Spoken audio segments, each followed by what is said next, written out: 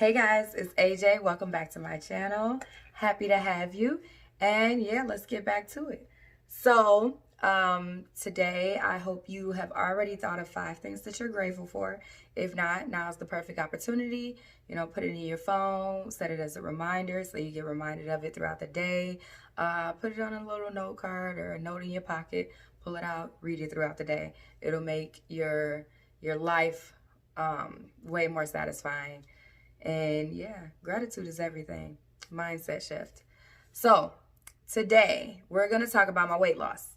I know a few people have asked me, like, what are you doing to lose weight, etc., etc. These people have seen me in person because I don't usually do like body pics online, full body pics, not often, at least. So, and I'm doing more of it now that I've lost weight and gained more confidence back.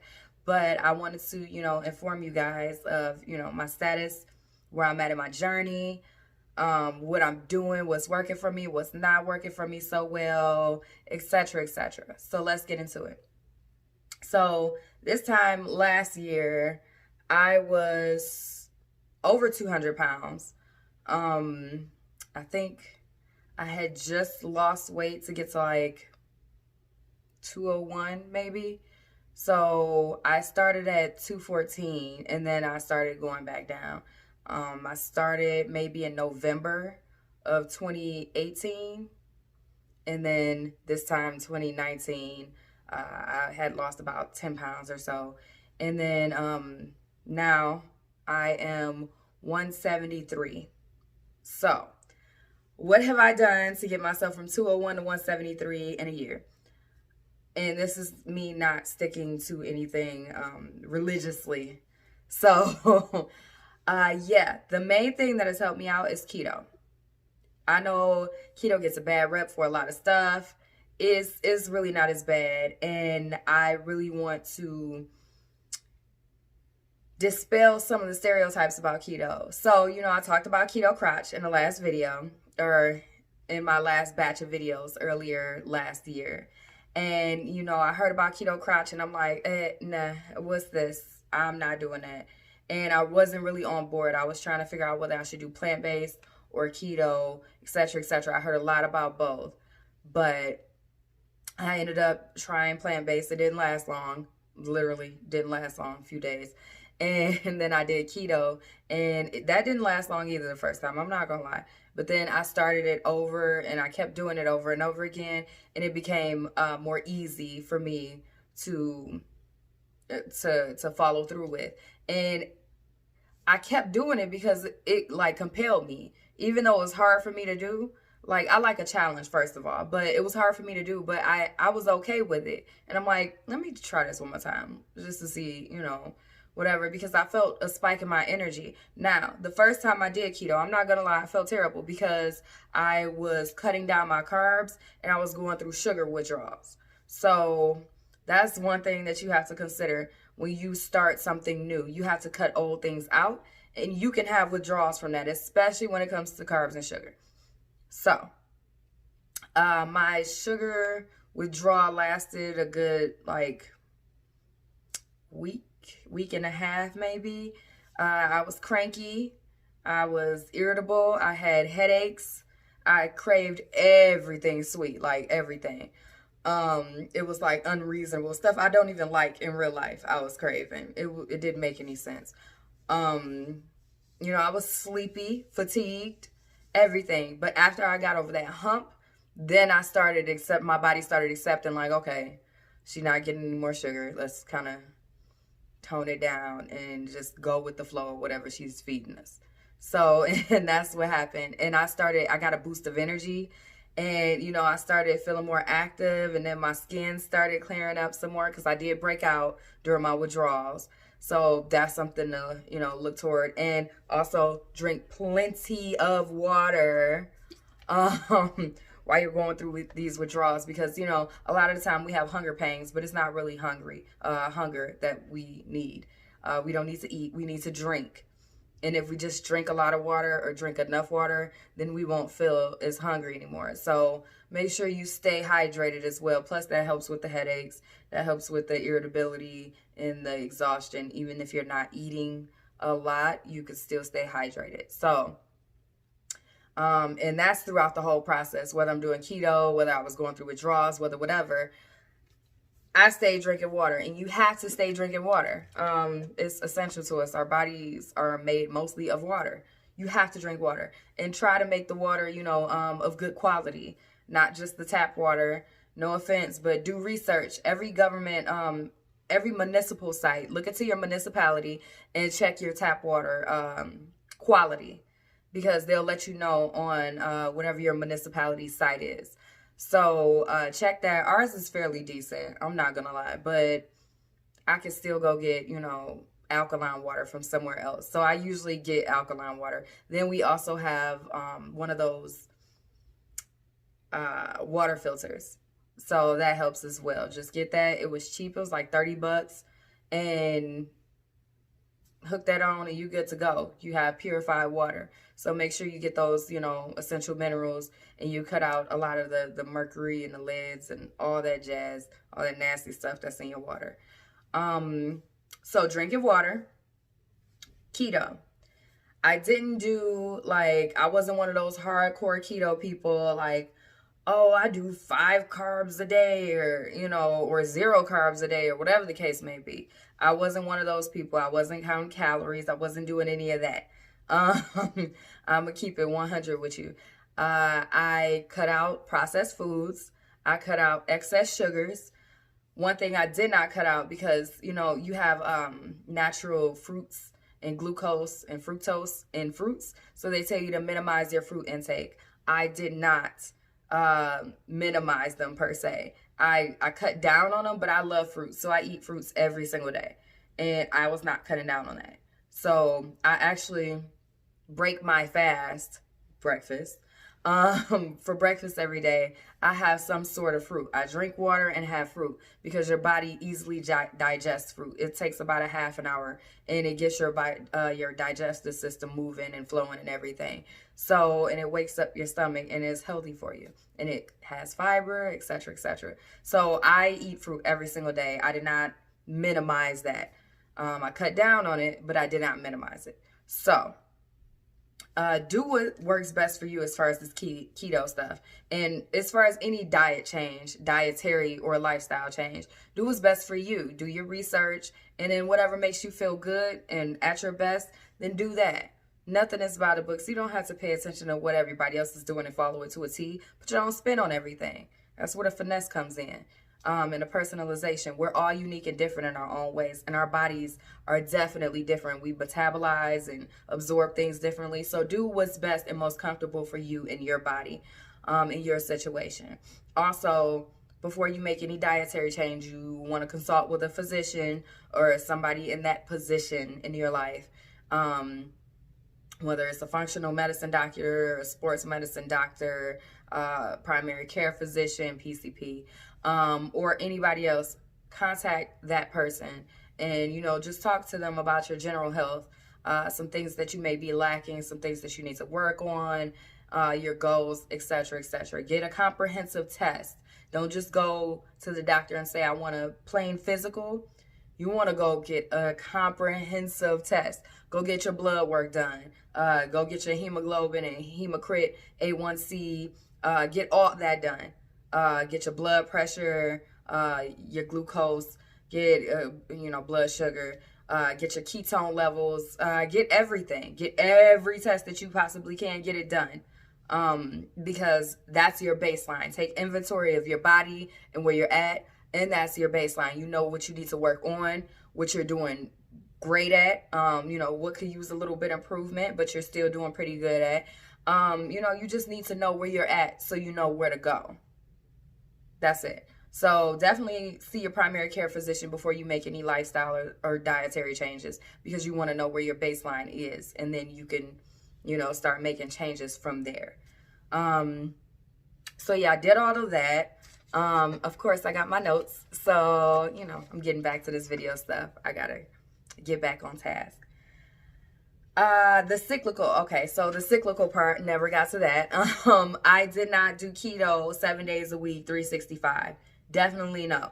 What I did was keto 4 to 5 days in a row, and then it was most likely 5 days in a row. On the weekends, Monday through Friday, I did keto, and on the weekends, I kind of did my own thing. I indulged in my pastas, you know, whatever, and that's cyclical keto. And then Monday, I went right back. And I didn't overindulge. That's not a time to binge and, go crazy or whatever, but it's time to enjoy. You can have your glass of wine. You can, have your bowl of pasta or whatever. If you want to go back to noodles, go ahead and do that. Whatever. That's up to you. But cyclical is going on, then taking a break. Going on, then taking a break. And that worked best for me. So I did cyclical keto. And then eventually, I heard a lot of things about gluten, a lot of negative things. For me, I feel like gluten is the devil. It is almost as bad as sugar. It is terrible. So I decided to start transitioning to gluten-free foods. Now that it's a markedly different feeling, I will say. After I went to gluten-free, my stomach felt better, a lot better, especially right after meals. Sometimes, I got a real shifty stomach. I'm not gonna lie. I have a really shifty stomach. So if I taste something that is like, maybe not, I would get sick immediately after I'm eating. Like, my stomach like, nah, bro, time to purge. And it's all bad. I could just be la-di-da-di-da, and I'm like, oop, gotta go puke. And I never got it. But when I started cutting down on gluten, I don't get that feeling nearly as often anymore. It's actually pretty amazing. So I suggest everybody do their own research on gluten and the effects of it. But in one book that I really suggest everybody listen to is Grain Brain, because they talk about carbs and gluten and the effects it has on the brain and the body and your whole immune system. Gluten is not okay. It can mess up your gut lining and the barrier to your gut, which can result in leaky gut syndrome. So yeah, I definitely, it's the sticky, tacky stuff that keeps bread together. So just imagine digesting that and everything in your system is sticky and tacky and not breaking down like it needs to. It makes it that much harder for your body to break it down.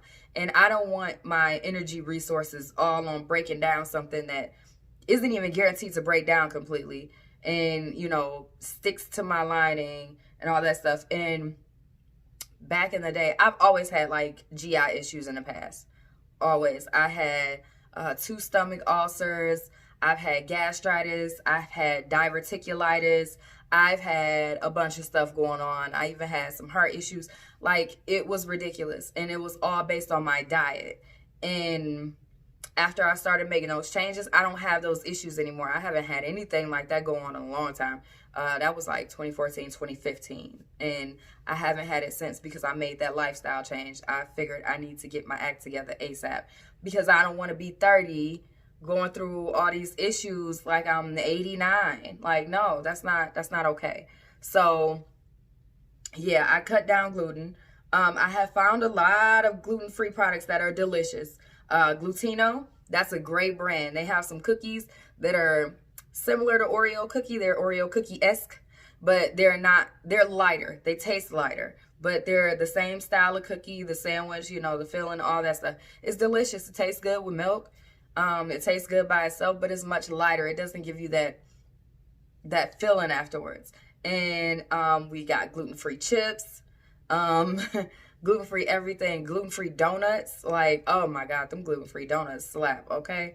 And yeah, it's just so many brands. The only thing that I'm really having problems with is finding a good gluten-free bread for me. Personally, I eat Mother's bread. Mother's bread has the perfect consistency. It tastes great. It dissolves well. It holds, condiments well, mustard, ketchup, mayo, peanut butter, jelly, all that, butter. And it doesn't, but it's still soft. And I cannot find a bread like that. Every time I find gluten-free bread, It's either too hard, it breaks when you fold it, it tastes weird. It's just a lot going on. So if you guys know of any gluten-free breads, please comment them below, because I'm willing to try all brands, but the ones that I've tried are just like, nah. So I'm actually taking a break on being fully gluten-free because I have mother's bread in my kitchen right now. But besides that, I'm pretty gluten-free. And it's not hard to find gluten-free products anymore because there's more of a demand for it. So now the stores are stocking them more. And you don't always have to go to the healthy section to find what you need. You can find a bunch of gluten-free stuff, like for pastas and stuff like that. Literally, if you look to the right of wherever your pasta aisle is, right next to all the regular ones, it should be some gluten-free. And Barilla makes gluten-free. That's the one I use the most, in the navy blue with the red. And a few other brands make gluten-free. It's literally the same brands that we use anyway. I made macaroni and cheese for Christmas, and I used gluten-free pasta, and they didn't know the difference. They loved it. So there's that. Take that how you want it. But I definitely advocate for the gluten-free lifestyle. Also, I've done minimal exercise. I'm not gonna lie. But when I did do exercise, mostly I did at home stuff. I have a balance ball that I use, and with that, I'll do crunches on the balance ball. That way, instead of your crunches going like that, you go yes, I could bend my hand back, y'all, but you go all the way back. This is your stomach. And then you go all the way up, and then all the way back and up. So that gives you more range of motion. And also, it gets your abs more in shape. It works better, I will say that. So one thing I've been working on now that I've lost weight and gotten to pre-pregnancy weight, I want to lose about 5 to 8 more pounds. And I want to tone up in my stomach, because for my 30th birthday, July 22nd, y'all, July 22nd, for my 30th birthday, I want to dance at Carabana. So in order for me to do so, I got to get my stomach right and tight. So I'm working on toning up, and I got to get my arms in shape too. But that's going to be after the stomach. I'm sorry, y'all. But yeah, so definitely do at-home workouts. I have the weighted jump rope, so I do that every now and again. Resistance. Literally, use them resistance bands. I'm telling you. Use those resistance bands. Grammatically correct. But use them. Use them to your advantage. Literally, they work better than I'll say anything else, because you don't need as much time to get the same result as you would without the resistance bands. So just do it. You exert extra energy, yeah, but it's worth it in the long run. You can cut your workout time in half. Exert the same amount of energy that you would have had say your regular workout is 30 minutes. You can cut this down by 15 minutes, exerting the same amount of energy. So why not? You're just compressing the amount of energy into 15 instead of 30. And I'm all for that. I'm all for efficiency and compression time. So yeah, resistance bands, use them. Doing little weights. You don't need like 25-pound weights. I'm talking to women here, because man, y'all be doing your own little thing. Y'all want to be bodybuilders and Hulks and all that jazz.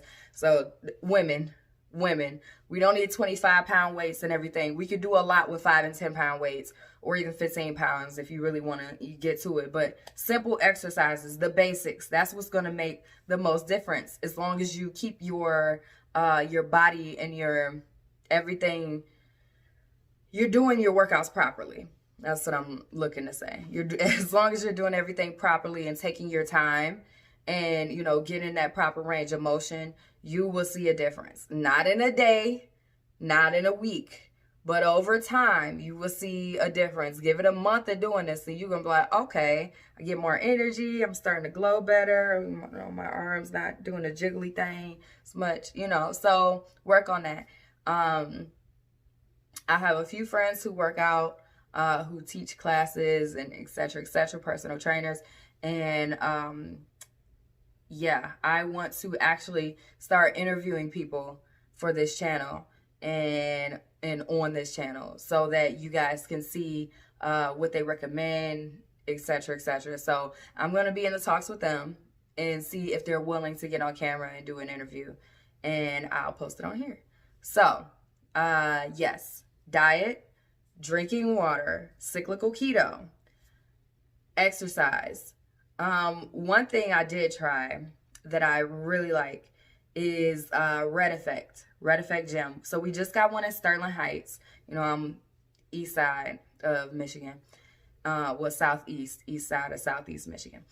And we just got a Red Effect Gym. And I've heard a lot about this gym before. So, you know, when you search something up online, eventually it's going to get in all your little advertisements on every site you go on. So eventually it popped up on my Instagram and my Facebook that a Red Effect was opening in Sterling Heights.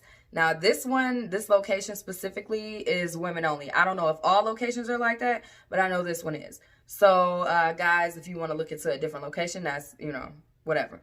But they do circuit training. And oh buddy, when I tell y'all, that was intense. The first few, it was 10 stations. The first few, I was like, okay, because we on the rowing machine. I'm like, I got this. My strength is in my arms and my legs. My core is weak. I'm not going to lie. My core has gotten weak. And my legs, not even that. My arms is probably the strongest part of me. So, we started off on the row machine, and then we did the ropes. I was like, woo, okay. I'm starting to feel it now. Then we moved on, and then, oh, yeah, we hit the bags, the punching bags. Oh, yes, that was my thing right there. Like, that's the one I enjoyed the most. But then we had to hit the elliptical, and then that treadmill right after. I was done, yo. And then we had one more that we did. So it's 10 stations, but I think the treadmill was number 7. And then I moved on to 8. 8, I was done. I was like, woo, y'all, I don't feel good. Like, because you wear the heart rate monitors all day while you work out. And mine stayed in the red. Now, you're only supposed to go in the red, the high intensity, because this is high intensity training. So you're supposed to stay in the red for like a few minutes, like 2 or 3 minutes tops, and then you're supposed to go back to yellow. You're supposed to exert a lot of energy, but not your maximum capacity. I had been in the red for like 8 minutes, y'all. Like, I'm sitting up there, I never recovered, and it was all bad. And I went with my homegirl, E. So she's trying to cheer me on, like, you got it, girl. You got it. You can finish this. I'm like, nah, girl, I can't. I really can't, though. Like, I don't feel well. And the trainer, she's like, take a break. And I'm like, yeah, I'm about to. And then I had to run to the bathroom, and I puked. And I couldn't finish the workout. So I feel really bad about myself. It was a great place. Don't get me wrong. It was a great place. I love the circuit training. I love the high intensity training. That was all good. But from going to working out at home sporadically to going to Red Effect, I was not ready. I was not prepared. I was not ready. I didn't know what I was thinking. Like, I should have did more to lead myself into that. But they're like, you got it. Next time. I'm like, yeah, thanks. So I felt kind of bad about myself. I was embarrassed, but it happens. You know, don't do too much. Don't just jump in thinking you can come back where you left off years ago or however long it's been. Just, you know, ease yourself into it. Go at your own pace. So, Red Effect is great. They also, the thing about Red Effect, they have the red light therapy. They have red lights in the room where you work out.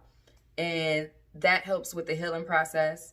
That helps you sweat more.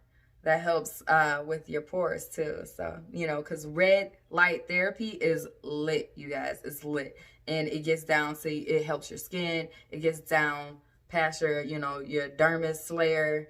And it helps with joints. Because I have joint issues pretty bad, actually. And it was to the point where I had to see a specialist. And I forgot what the name of the specialist is, but a joint specialist, because I am going through aches and pains like nobody my age should. So, yeah, the red light therapy definitely helped. And I wasn't as sore and hurt and in joint pain like I normally would be after an intense workout. So that place really helped. They have chromotherapy sauna, the light sauna.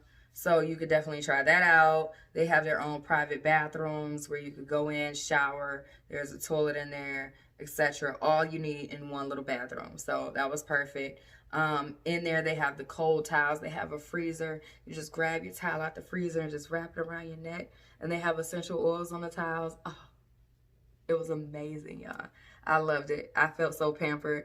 And it is kind of expensive, but if you catch them like during a sale time, like Cyber Monday and Black Friday, they had a sale. For the new year, now they have a sale. I think all gyms have a sale going on right now because it's New Year's resolution. Everybody is trying to sign up.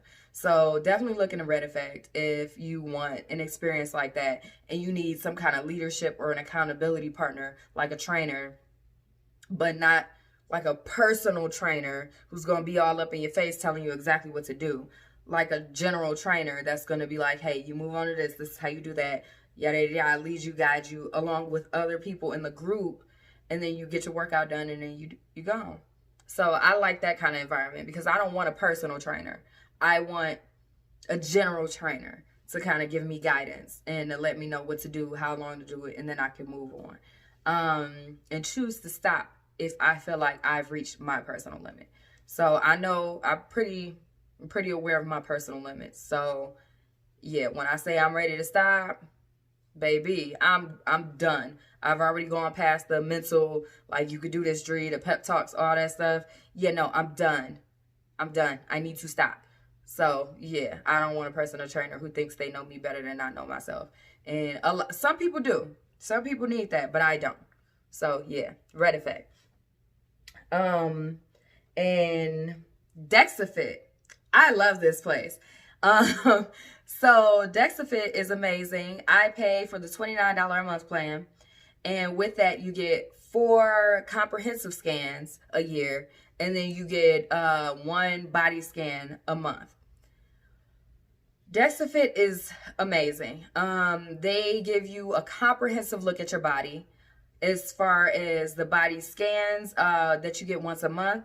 That you stand on this thing, like, you can't see my arms, but your arms are basically, to your sides, and you stay still, legs spread, shoulder width apart, and then you go in a circle. They do a full 360. They get your weight. They get all of your measurements of every part of your body, and then they tell you, your BMI, your ratios, are you healthy, are you not healthy, as opposed to, your height and weight, etc.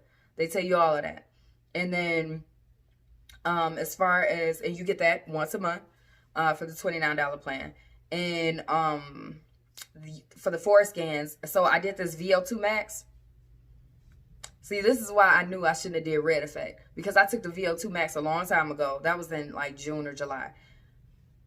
I failed miserably. So you go on the trail. Cardio is not my thing. It has historically not been my thing. And I'm a sprinter. I can sprint all day. Long distances? No, that's not me. No. So the VO2 max, you get on the treadmill and they switch the intensity like every minute or a minute and a half or so. And you have a whole face mask on to catch your respiratory rate, the way you're breathing, and that's respiratory rate, but your heart rate, you get everything. And then they tell you how fast you recover from when they switch the intensity up. And if you're recovering appropriately, then you should be good. You get a better score.